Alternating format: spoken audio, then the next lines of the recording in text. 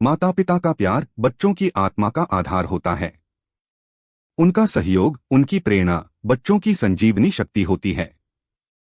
जीवन की हर मुश्किल में माता पिता की ममता और स्नेह ही बच्चों का असली साथी है। आज हम एक रोमांचक और सीखने योग्य खेल के बारे में बात करेंगे, जिसका नाम है संवेदना और समझ।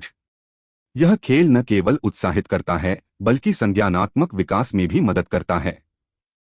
साथ ही यह खेल बच्चों की समझ, विचारशीलता और सामाजिक अभिरुचियों को भी विकसित करता है।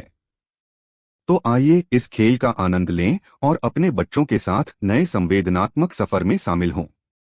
नमस्ते दोस्तों, आज हम एक खास खेल संवेदना और समझ को सीखेंगे, जिसे हम अपने बच्चों के साथ खेलकर आनंद लेंगे।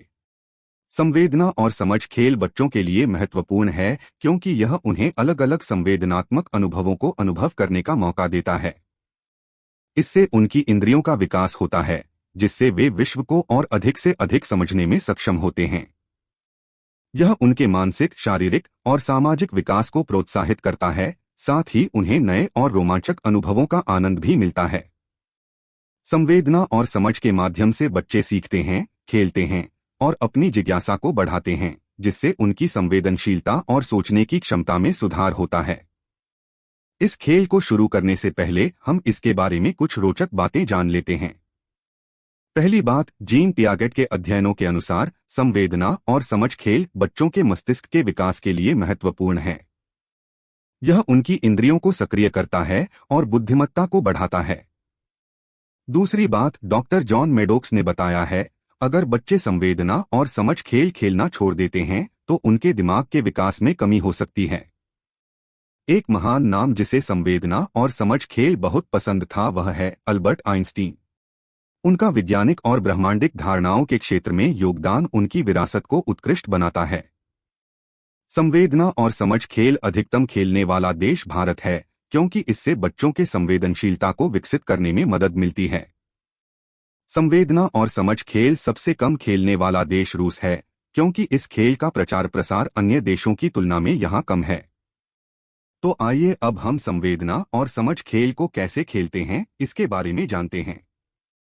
यह खेल बच्चों को नए संवेदनात्मक अनुभवों के साथ परिचित कराता है, जिसमें वे अलग अलग वस्तुओं को छूकर, देखकर महसूस कर सकते हैं।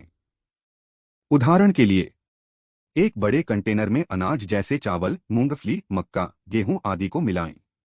बच्चों को उन्हें छूने और सकारात्मकता के साथ उन्हें जानने का अनुभव कराएं। दूसरा उदाहरण, एक बड़े कंटेनर में विभिन्न फूल, फूलों के पत्ते और अन्य रंगीन आइटम डालें। बच्चों को उन्हें स्पर्श करने और अलग अलग रंगों के बारे में जानने का मौका दें।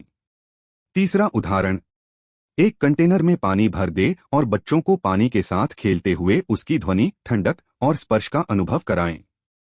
चौथा उदाहरण, कंटेनर में अलग अलग काम के उपकरण डालें, जैसे कि चाबी, पेंसिल, फाइल और अन्य। बच्चों को उनके उपयोग और विभिन्न कामों के बारे में सिखाएं।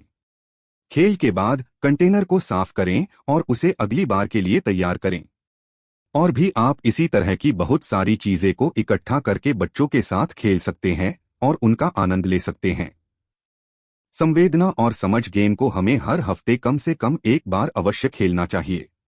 खेल के दौरान बच्चे से बातचीत करें, उनकी रचनात्मकता को बढ़ावा दें और उन्हें दूसरों के साथ सहयोग करने की प्रेरणा दें। खेल के बाद धीरे धीरे इसका समापन करें और बच्चे को उसके अनुभवों को साझा करने के लिए प्रोत्साहित करें।